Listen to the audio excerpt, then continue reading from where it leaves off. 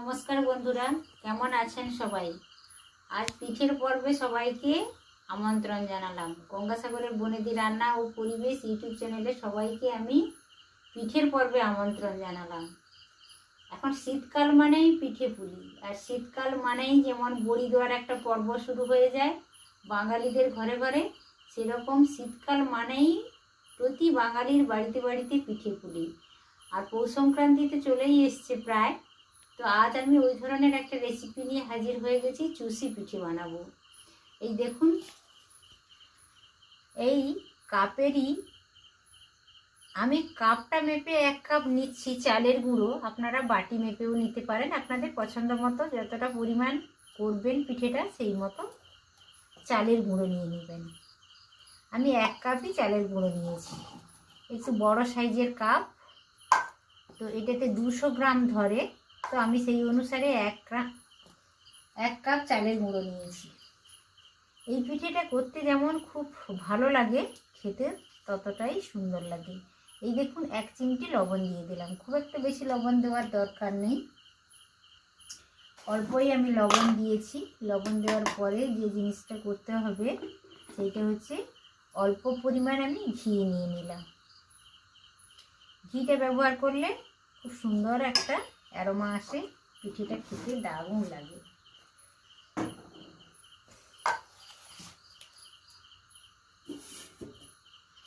এবার লবণ আর ঘিটা সুন্দর করে আমি মাখিয়ে নেব চালের গুঁড়োর সাথে। আমি অল্পই নিয়েছি, আপনারা চাইলে আরও পরিমাণে একটু বেশি চালের গুঁড়ো নিতে পারেন, কোনো অসুবিধে নেই। আমি এটা ভালো করে মাখিয়ে নিচ্ছি।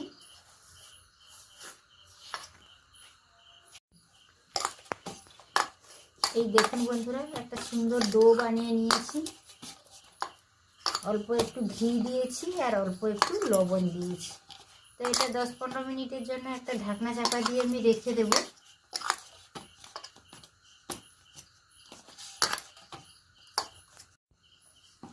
দশ মিনিট আগে আমি এই ডোটা বানিয়ে রেখেছিলাম, তো ডোটা সেট হয়ে গেছে সুন্দরভাবে। এবার দেখুন বন্ধুরা, পিঠেটা কিভাবে বানাই। এইভাবে ছোট ছোট করে কেটে নেব। কেটে নিয়ে এইভাবে নিয়েছি আমি, বেলনের চাকতিটা নিয়েছি, এইভাবে বানিয়ে নেব। এই দেখুন, একটা আমার তৈরি হয়ে গেল। আরও যদি ছোট করতে চান তাহলে আরও ছোট করেও নেওয়া যায়। তো এটা মোটামুটি অনেকটাই হয়ে গেছে। এইভাবে দেখুন, এটা দেখতে যতটা সুন্দর লাগে, করতে একটুখানি সময় লাগে বেশি বন্ধুরা, কিন্তু খেতে কিন্তু অসাধারণ লাগে বন্ধুরা। অনেকগুলো বানিয়ে আমি দেখিয়েও দিলাম আপনাদের, না হলে এইভাবে ছোট ছোট করে কেটে নিয়ে হাতেও করা যায়। এইভাবে দেখুন, এই যে কত সুন্দর হয়ে গেল। এইভাবে জাস্ট একবার পাক দিলেই হয়ে গেল। খুব সহজ, এটা বানানো খুব সহজ বন্ধুরা। এই দেখুন, খেতেও কিন্তু দারুণ লাগে। মুহূর্তের মধ্যে খাওয়া হয়ে যায়, অনেকটা পরিমাণও খাওয়া হয়ে যায়। দেখতে যতটা সুন্দর লাগে, খেতেও ঠিক ততটাই ভালো লাগে। বেশি সময় যায় না, করতে কিন্তু দারুণ লাগে। এইটা সেমভাবে কিন্তু আমি অনেকগুলো দেখিয়ে দিলাম বন্ধুরা, সেমভাবে কিন্তু আমি পুরোটাই বানিয়ে নেব।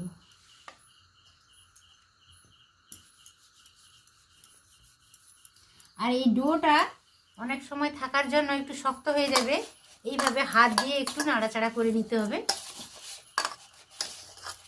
ভিডিওটা স্কিপ না করে দেখুন বন্ধুরা, ভীষণ ভালো লাগবে। আর এই পিঠেটা ছোট থেকে বড় সবাই খুব পছন্দ করবে, বাড়ির সবাই ভীষণ ভালোবাসবে এই পিঠেটা খেতে। খুব সহজে যে কেউ এটা বানিয়ে নিতে পারে।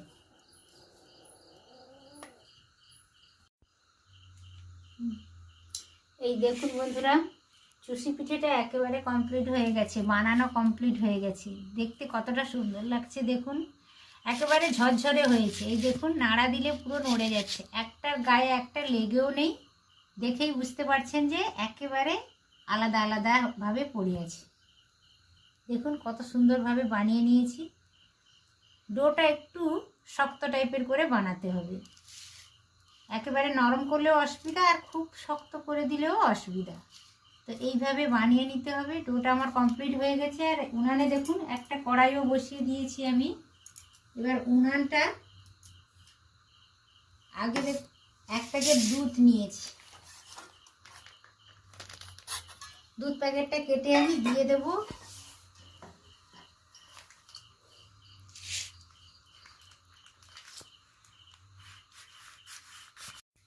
হুম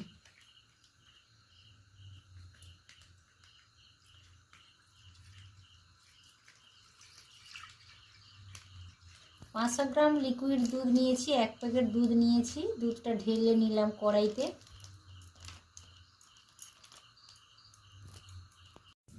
500 গ্রাম আমি লিকুইড দুধ নিয়েছি, কড়াইতে দুধটা ঢেলেও দিয়েছি। এটা নর্মাল টেম্পারেচারে ছিল, বাজার থেকে কিনে আনার পরে অনেক সময় বাইরেই ছিল, তো আমি কড়ার মধ্যে ঢেলে নিয়েছি। এবার যে জিনিসটা করতে হবে বন্ধুরা, এই দেখুন 4টা এলাচ আমি একটু থেতো করে এনেছি, এটা দিয়ে দেবো সুন্দর একটা ফ্লেভারের জন্য। দারুণ সুন্দর একটা অ্যারোমা আসবে। এলাচ যদি আপনাদের কাছে যদি ডাস্ট থাকে তাহলে ডাস্টটা দেবেন, আমার কাছে তো ডাস্ট নেই, তাই আমি গুঁড়ো করে এনেছি, শিলনোড়া থেকে একটু থেতো করে এনেছি।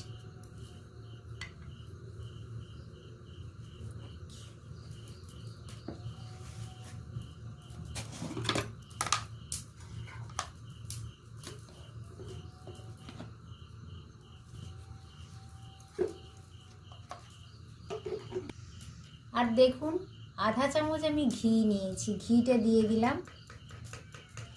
ঘিটা দিলে একটা সুন্দর অ্যারোমা তো আসবে, আর পিঠেগুলো একটার গায়ে একটা লেগে থাকবে না, একেবারে ছাড়া ছাড়া থাকবে। এই জন্য ঘিটা ব্যবহার করলাম। আর একটা সুন্দর অ্যারোমার জন্য খুব সুন্দর লাগবে, একটা দারুণ সুন্দর স্মেল আসবে, খেতেও ভীষণ ভালো লাগবে, তাই অল্প ঘি ব্যবহার করলাম। এই দেখুন বন্ধুরা, বাটিতে কিছুটা পরিমাণ আমি গুড় নিয়ে চলে এসেছিলাম। এখন তো শীতকাল, খেজুরের গুড় বাজারে প্রচুর পরিমাণে পাওয়া যাচ্ছে। মিষ্টিটা আপনাদের পছন্দ মতো ব্যবহার করবেন। আমি চা চামচের 2 চামচ দিলাম। মিষ্টির পরিমাণটা আপনারা একটু বাড়িয়েও নিতে পারেন কিংবা একটু কমিয়েও নিতে পারেন, যে যার স্বাদ অনুযায়ী প্রত্যেকে ব্যবহার করবেন। এটা চিনি দিয়েও করতে পারেন, কিন্তু এখন তো শীতকাল, গুড় পাওয়া যাচ্ছে, গুড় দিয়ে করলে বেশ ভালো লাগে খেতে। তো চিনি দিয়েও করতে পারেন কিংবা গুড় দিয়েও করতে পারেন। গুড়টা এক্ষুনি মেল্ট হয়ে যাবে, ফুটে উঠেছে দুধটা, আমি গুড়টা ব্যবহার করলাম। গুড়েরও একটা দারুণ সুন্দর ফ্লেভার আছে, আপনাদের পছন্দ মতো ব্যবহার করবেন। মিষ্টিটা স্বাদ অনুযায়ী ব্যবহার করবেন।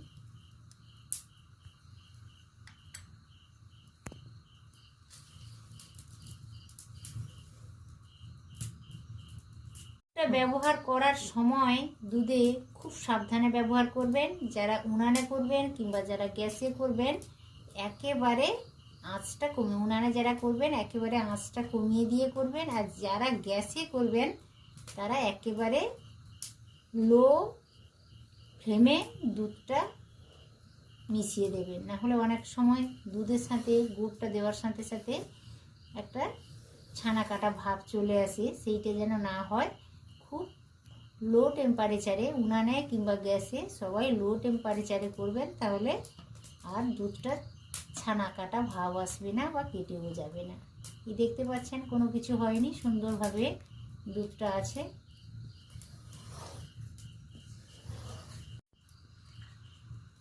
এটা দুধটা আর বেশি ঘন করার দরকার নেই, এইভাবেই থাকলে হবে। এবার আস্তে আস্তে করে আমি এগুলো হালকা হালকা অল্প অল্প দিয়ে মিশিয়ে নিচ্ছি।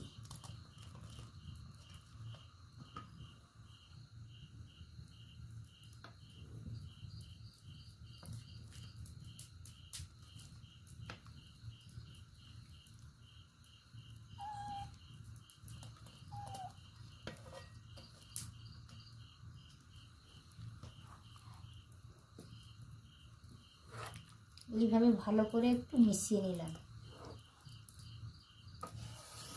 এই পিঠেটা শীতকালে একবার না খেলে মনে হয় যে শীতকাল আসেই নি।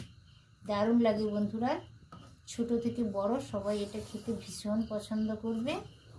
একবার হলেও এইভাবে ট্রাই করে দেখুন, শীতকালে ভীষণ ভালো লাগে এই পিঠেটা।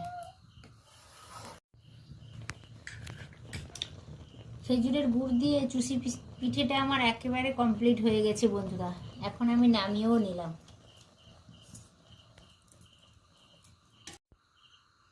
এই দেখুন বন্ধুরা, চুষি পিঠেটা আমার একেবারে কমপ্লিট হয়ে গেছে।